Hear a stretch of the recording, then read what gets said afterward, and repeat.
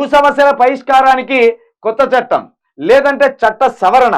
CM Revanth Reddy ధరణి portal ఏజెన్సీపై ఎంక్వైరీకి ఆదేశం. Pending దరఖాస్తులకు వచ్చే నెల మొదటి వారం నుంచి పరిష్కారం. ఎక్కడికక్కడ తహసీల్దార్ ఆఫీసుల్లో ప్రక్రియ స్టార్ట్ కావాలి.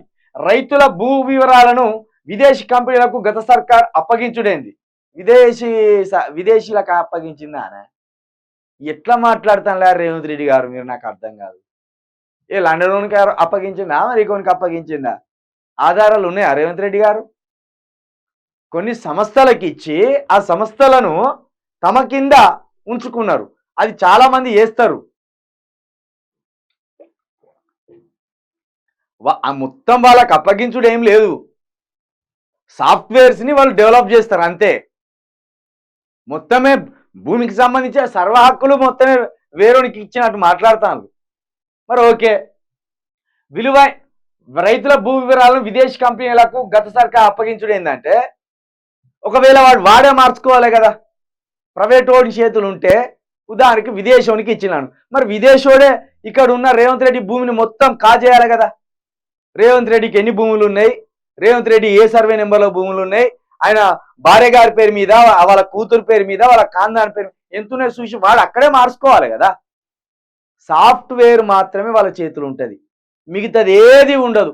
లాగిన్ మొత్తం మళ్ళీ ప్రభుత్వం చేతుల్లోనే ఉంటుంది.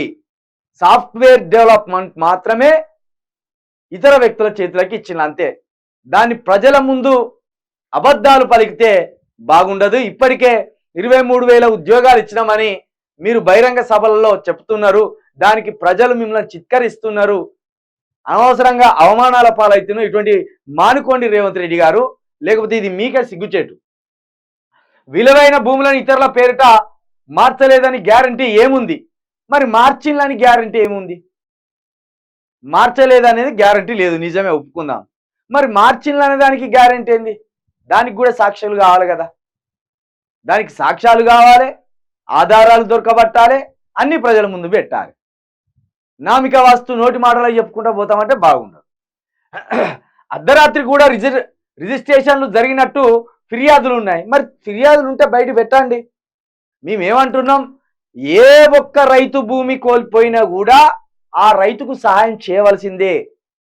ఏ ఒక్క పేదోని భూమి ధరణి వల్ల కోల్పోయినా కూడా ఆ పేదోడికి తిరిగి సాయం చేయవలసిందే.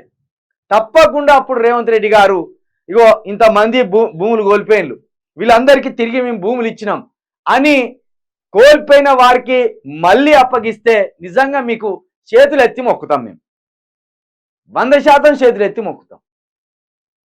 అటువంటి పనులు చేయండి, హర్షిస్తాం. ఒట్టిగానే నోటి మాటలకు చెప్పుకుంటా పోడు, తెల్లారి చూస్తే ఎవరిని ఆదుకునేది లేదు, ఒక నచ్చి చూపించింది లేదు. ఈ 90 రోజులల్లా మీ వాళ్ళు ఒక్కడు బాగుపడ్డది లేదు. నాశనం అవుడే తప్పించి ఒక్కడు బాగుపడలేదు. ధరణిలోని లోపాలు, సమస్యలన్నీ మరింత లోతుగా స్టడీ చేయాలి. అధికారులకు సీఎం రేవంత్ రెడ్డి ఆదేశం. ధరణి కమిటీతో రివ్యూ. అయ్యా రేవంత్ రెడ్డి గారు, మీకు భూములు ఉన్నాయి, వేలాది ఎకరాలు ఉన్నాయి. మీరే అన్నారుగా, మా తాత పోలీస్ పటేల్, మా తండ్రి పోలీస్ పటేల్, 1000 ఎకరాలకు నేనున్నా అని అన్నాడు. మళ్ళీ అసెంబ్లీ అంటాడు.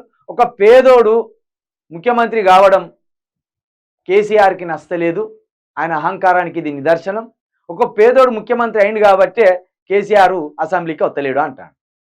మా తాత పోలీస్ పటేల్ 1000 ఎకరాలు ఉన్నాయన్నాడు, మా తండ్రి పోలీస్ పటేల్ 1000 ఎకరాలు ఉన్నాయన్నాడు.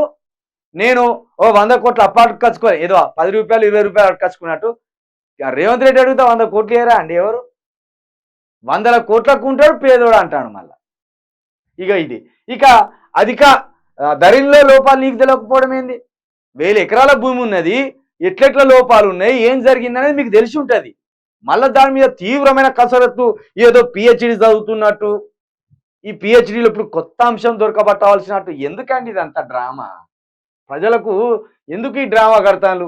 మీ వల్ల అయితే ధరణి వల్ల భూములు కోల్పోయిన పేదలకు తిరిగి భూములు ఇప్పియండి, బాధితులకు భూములు ఇప్పియండి. అంతేగాని కాలయాపన చేస్తూ మరింత జటిలం చేసే ప్రయత్నం మాత్రం చేయొద్దు.